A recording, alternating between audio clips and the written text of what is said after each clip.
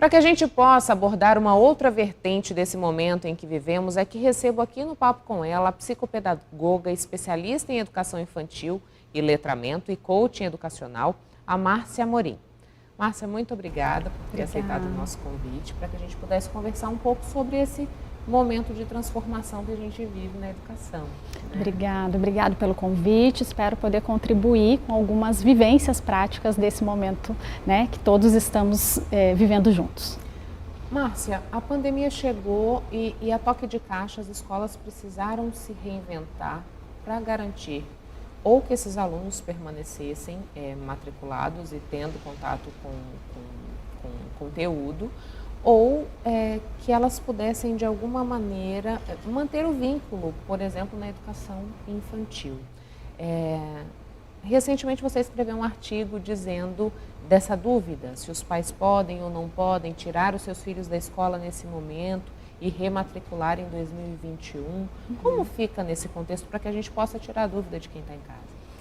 Então, Michele, na verdade houve uma idealização, né, de todos os pais e das próprias crianças, principalmente aquelas que ingressaram no primeiro ano do ensino fundamental, então saíram de uma fase de educação infantil e entraram para um novo segmento, assim como as crianças que são do quinto e estavam passando para o sexto ano, enfim, terceiro ano, né, aquele aluno que está num ano de processo de preparação para o Enem. Então, houve uma idealização tanto dos alunos quanto das famílias, quanto da escola, com relação a como seria o curso desse ano letivo.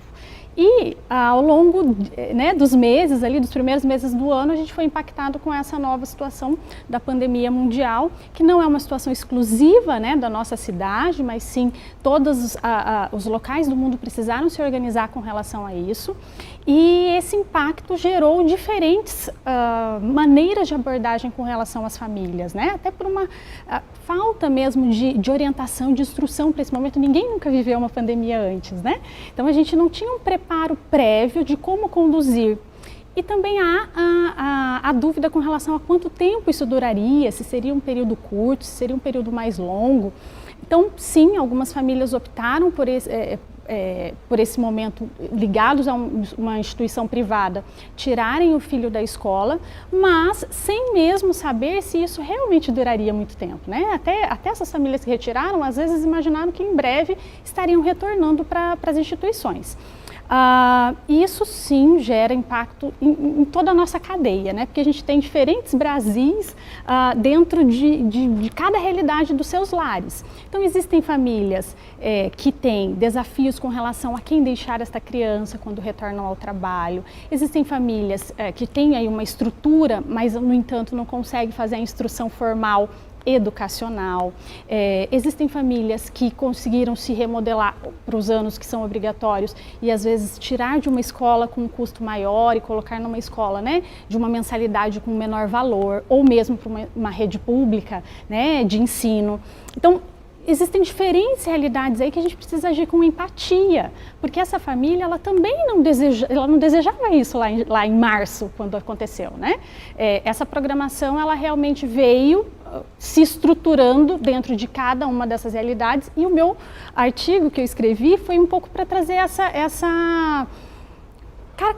como é que eu vou dizer, essa clareza para as famílias com relação a quais são as idades que realmente são recomendadas a estar na escola, ou seja, a criança a partir de 4 anos, existem leis que garantem, existe aí o Estatuto da Criança e do Adolescente que dá a ela a garantia, o direito à educação. Então a família precisa respeitar esse momento da criança, mesmo que essa família ela não consiga manter na escola privada a qual ela estava ligada a princípio, ela tem outras alternativas, né? Como eu disse, a escola mais em conta, ou mesmo o ensino público. Então o intuito foi realmente de instruir as famílias com relação às possibilidades para impactar o mínimo possível as crianças. Pensando nessa mudança brusca que aconteceu, porque até março todo mundo ia para a escola, os professores estavam lá dando as suas aulas, os pais tinham uma rotina de trabalho a qual já estavam acostumados, e de uma hora para outra as famílias precisaram se rearranjar, como você bem colocou. Né? Os professores passaram a fazer da sala de casa a sua sala de aula, os alunos em casa tiveram que entender que ali também seria um ambiente de estudo, aqueles que têm aula online, e os pais precisando administrar aqueles que estão em home office. Qual é o impacto dessa mudança abrupta, Márcia, no consumo e na absorção do conhecimento que é oferecido nessa plataforma online?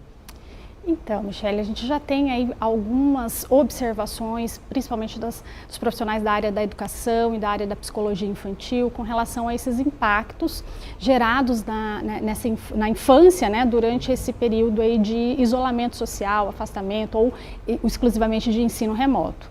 Isso gera ansiedade, isso gera, né, interrupção com relação ao tempo de sono, isso gera alteração com relação à parte alimentar desta criança, com relação ao gasto energético. Então, algumas crianças desenvolvendo obesidade, né, depressão, tem crianças que estão em um processo de afastamento ou isolamento mesmo dos familiares, que eram pessoas que eles tinham muito apego, né, vovó, primos, enfim. Então, as crianças, elas vêm sofrendo com relação a isso. O emocional abalado afeta diretamente o aprendizado. Esta criança, para que ela aprenda a qualquer circunstância, existe aí um backstage, existe um espaço onde ela precisa estar estruturalmente organizada de forma emocional, né? E o próprio acesso ao excesso de tecnologia causa também uma aceleração mental, né? Porque a criança muitas vezes é permitida, até por não ter outras opções, a questão dos jogos online, jogos às vezes até de violência, né? Que é o que a gente recebe de muito, os pais dizendo, né? Que as crianças agora estão muito ligadas a esse universo, porque é por ali que eles conversam com os amigos, nesses jogos possuem chat, então é ali que eles acabam tendo uma conexão com outras pessoas que são da mesma faixa etária. Então existe aí uma agitação mental, existe aí uma desorganização com relação à rotina, sono, alimentação, e que impacta diretamente no aprendizado. Além disso, há um tempo necessário de exposição à tela para as idades, né? De acordo com as faixas etárias. E isso acaba sendo extrapolado também durante esse momento, porque essa criança, ela estuda online, né? Ela brinca online, ela se diverte vendo filmes ou assistindo, né, desenhos da sua faixa etária através de uma tela de televisão. Então, tudo isso causa também uma exposição exacerbada. E isso com certeza vai gerar impactos com relação ao aprendizado dessa criança. Quando a gente pensa na parte do profissional de educação, também tendo que se readaptar, né? Tendo que aprender a como manusear aquilo, porque muitos deles não estavam inseridos nessa realidade de ensino à distância, de ensino remoto, né? Como fica isso? Eu vi, antes da gente vir para cá conversar, que os professores de Mato Grosso estão fazendo uma pesquisa, o sindicato lançou uma pesquisa para ver como esses professores estão se sentindo, para ter dados, né, a respeito disso. Mas muitos que a gente escuta reclamam de que estão sobrecarregados, né, de que passaram a trabalhar mais horas em função disso. Então, como que fica no contexto do profissional? A questão do home office, eu acho que foi percebida não só pelos professores, como para todos os profissionais que levaram esse trabalho para casa, como sendo uma exposição maior a esse tempo de trabalho, né? Porque acaba meio que se confundindo ali o seu tempo de parar de trabalhar com as demandas que ainda precisam ser cumpridas, né? E o professor não foi diferente disso, ele teve que, principalmente o professor da educação básica, que não tinha essa perspectiva de ensino remoto, né? Nem nas suas práticas ali de sala de aula. Então, esse professor realmente ele teve que se reinventar, ele teve que se reprogramar, reestruturar. E eu acredito que foram os professores que mais sentiram, né? Não que os do ensino médio ou das universidades não foram impactados, mas com certeza os do ensino básico, né, sofreram aí um pouco mais com essa acomodação a esse novo circuito. Mas eu digo que o professor, ele gosta de desafios, né? Ele gosta de coisas novas, ele se lança a essa prática, essa vivência diária de todos os dias, levar para a sala de aula algo que seja inovador. Então, óbvio que no primeiro momento não foi fácil para ninguém, né? Tiveram que se transformar em youtubers, gravar vídeo, falar em frente à câmera, tudo isso sai da zona de conforto, tira aquela naturalidade inicial, Porém, eu acredito que todos eles estão numa fase de maior platô, de acomodação com relação a esse ensino remoto, né? Acho que a dor maior do aprender a mexer com as ferramentas, do aprender a lidar com essas gravações de vídeo, né? Com lidar com essa questão da própria internet, de onde buscar material para poder apresentar para essas crianças, né? De maneira remota. Eu acho que esse primeiro impacto ele já foi um tanto quanto absorvido. Estamos num momento de maior platô, mas não significa que não é um momento de estresse, né? Porque isso, com certeza, tem gerado nos profissionais da educação uma angústia. E uma angústia até com relação a esse retorno. Volta, se não volta, se vai continuar remoto, planejamento de aula. O professor ele é habituado a trabalhar em cima de um planejamento. E como é que ele planeja hoje em dia? Ele não sabe se, né, se daqui um mês, se daqui 2 semanas, 3 semanas, se retorna, se não retorna. Então, até o trabalho que ele poderia, que antes ele fazia a longo prazo, né, de repente planejava lá o mês inteiro, ele fica receoso de planejar ou não, porque ele não sabe qual será a situação do ensino nos próximos dias, nas próximas semanas, enfim. Então, isso com certeza gera uma angústia aos profissionais de educação. A gente também teve uma sacudida, vamos dizer assim, nos pais, né? Muitos pais tinham filhos em horário integral na escola, cumpriam a sua carga horária, se encontravam à noite e passam a ter que auxiliar esses filhos no momento de aprendizado, passam a ter que entreter esses filhos, porque não tem essa possibilidade de sair, então a casa virou playground, a casa virou a sala de aula e também virou escritório. E eu acho que os pais acabam sentindo um pouco mais essa responsabilidade no participar efetivamente da educação dos filhos, né? Essa é uma oportunidade para que a gente reacenda essa conscientização para um pós-pandemia? Ou você acha que isso, passada a experiência, continua tudo como já era antes? Não, eu acredito que vamos ter mudanças em todas as áreas, né? Inclusive na educação, na visão da família com relação à posição da escola dentro, né, do contexto ali familiar. Os pais, muitos abraçaram com toda a vontade e com a possibilidade que eles tinham, né? Porque como você mesma disse, todos ou a grande maioria estiveram em home office durante esse período e ainda tiveram que absorver as questões de casa e as questões do filho. Então, a gente tem ouvido alguns feedbacks e nenhum deles diz que é fácil, nenhum deles diz que foi tranquilo, mas a inclinação para poder entregar o melhor ao filho, muitas famílias se inclinaram a isso. Claro que tem a família que realmente, ou aquele pai ou aquela mãe que diz, eu não sou pedagogo, eu não sei como fazer, eu não sei nem por onde orientar. Então a gente precisa ter calma com relação a isso, né? É uma fase, isso vai passar e que a gente possa ter um respiro de entender que é o momento e que aquilo que a gente puder fazer de melhor para o nosso filho, que a gente tente, mesmo com, né, essa mudança aí de rotina, mas a gente tente entregar o melhor, porque isso vai passar. A gente vai, né, voltar e quando voltar, essa família ela vai conseguir compartilhar isso novamente com o professor de uma maneira mais direta, né? Não que isso não possa ser feito agora, porque mesmo na rede pública a gente viu aí a criação de grupos de WhatsApp, né, onde os pais podiam ali ter contato direto com o professor, as escolas particulares, né, todas se organizaram, abrindo canais aí de comunicação, seja via e-mail, seja via agenda digital, seja via telefone, seja via chamada de vídeo, enfim. Então, os professores eles estiveram ali à disposição dos pais, né?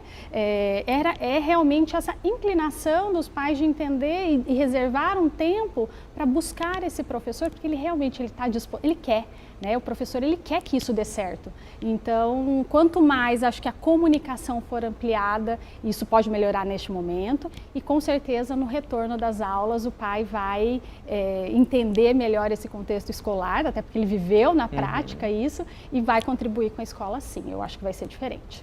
Márcia, agora para a gente finalizar a nossa entrevista, eu queria que a gente pudesse falar um pouquinho das crianças abaixo de 4 anos, que tinham uma rotina de ir para a escola, que tinham já um apego com aqueles professores, com os colegas de turma, e muitas vezes sentem falta e questionam quando vão poder ver, quando vão poder voltar para a escola, né? Como que os pais podem lidar neste contexto?